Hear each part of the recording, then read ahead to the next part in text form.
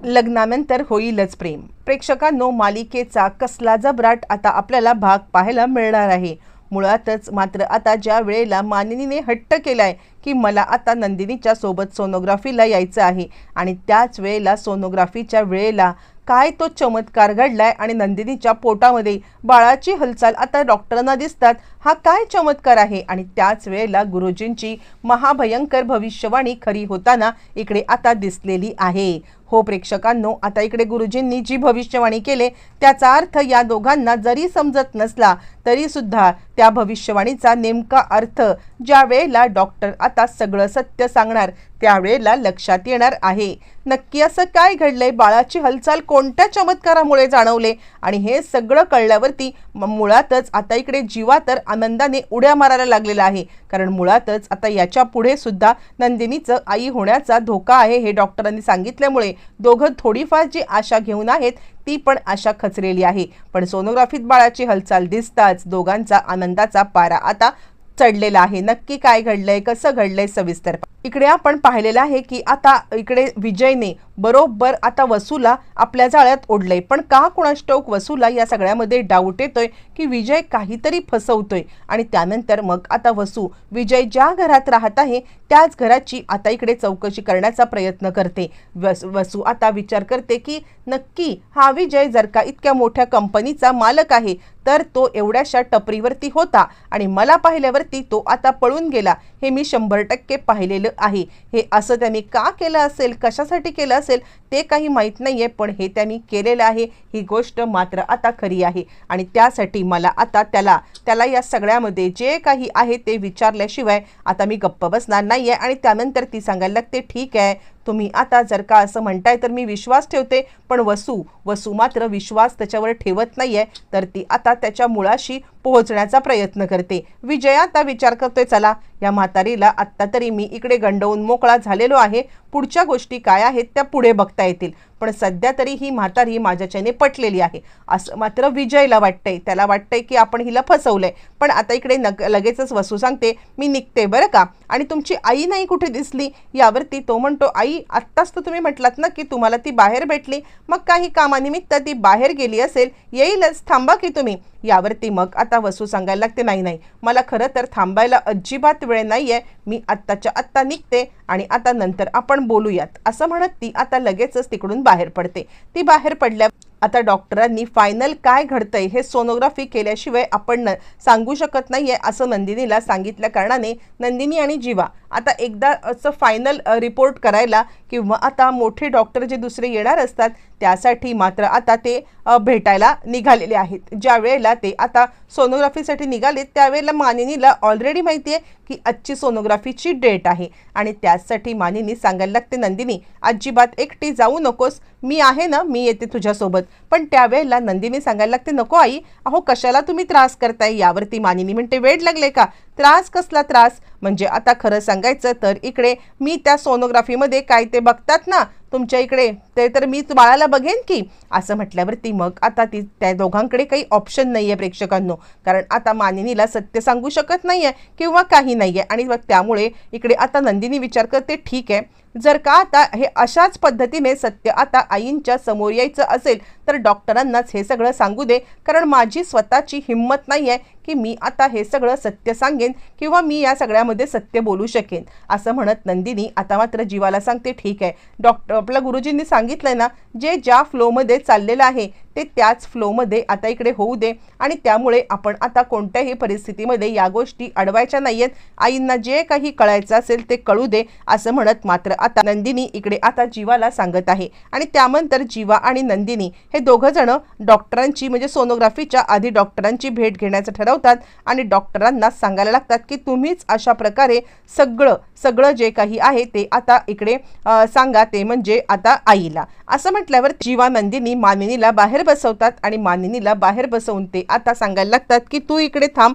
आम्ही सोनोग्राफीच्या आधी आता 2 मिनिटं डॉक्टरांना बोलून येतोय असं म्हणत ते आता डॉक्टरांशी बोलण्यासाठी आतमध्ये गेलेले आहेत. ज्या वेळेला डॉक्टरांशी बोलण्यासाठी ते दोघं जण आतमध्ये जातात आणि त्याच वेळेला मग आता डॉक्टरांना ते सांगतात की आम्ही आत्तापर्यंत तुम्ही आम्हाला म्हटला होता की सत्य सगळं सांगा, पण आम्ही सत्य सांगितलेलं नाही आहे. खरं सांगायचं तर आता हे सगळं ना म्हणजे प्रकारच हा असा घडला ना की आम्ही आता सत्य सांगू शकलो नाही, तर आमच्या आई बाहेर आलेल्या आहेत, तर तुम्ही त्यांना सत्य सांगा असं म्हटल्यावरती मग आता लगेचच इकडे डॉक्टर सांगायला लागतात, ठीक आहे, इतके दिवस तुम्ही आता सत्य लपवणं चुकीचं आहे. मग त्यानंतर नंदिनी म्हणते, हो पण आमची हिंमत झालेली नाहीये.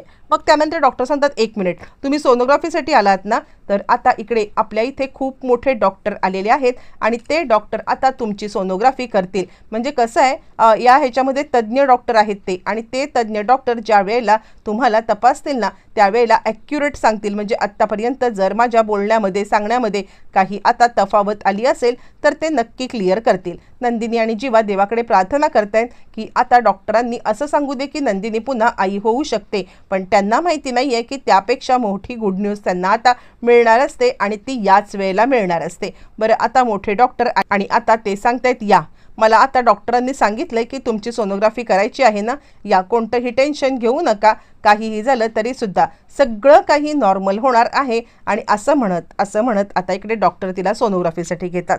इकडे आता नंदिनी देवाचा धावा करते आहे, काहीही झालं तरी सुद्धा मला या सगळ्यामध्ये आता म्हणजे पॉझिटिव्ह येऊ दे. या वेळेला जरी आता मी माझं बाळ गमावलं असलं आणि हे सत्य आईंना पचवण्याची शक्तीसुद्धा देवा त्यांना दे, आणि त्याचबरोबर मला येणाऱ्या भविष्यामध्ये काहीतरी गुड न्यूज दे, असं म्हणत नंदिनी घाबरत सोनोग्राफीसाठी आता सज्ज झालेली आहे. इकडे त्याच वेळेला मानिनी पोटामधलं बाळ सोनोग्राफीच्या मार्फत पाहण्यासाठी खूपच उत्सुक आहे आणि त्यासाठी आता ती तयार आहे. बरं, हे सगळं होत असताना मानिनी आता इकडे उत्सुक आहे, पण जीवा आणि नंदिनीच्या जीवाची नुसती घालमेल चालले की कसं होणार, काय होणार, हे सगळं कसं शक्य आहे आणि आता आईंना किती मोठा धक्का बसेल. म्हणून दोघं जण एकमेकांकडे पाहत आहेत, एकमेकांचा हात आता घट्ट धरून ठेवलाय. आणि त्याच वेळेला नंदिनी सांगते, आई आता जे काही डॉक्टर इकडे सांगतील ना ते सगळं ऐकण्याची तुम्ही आता मनाची तयारी ठेवा.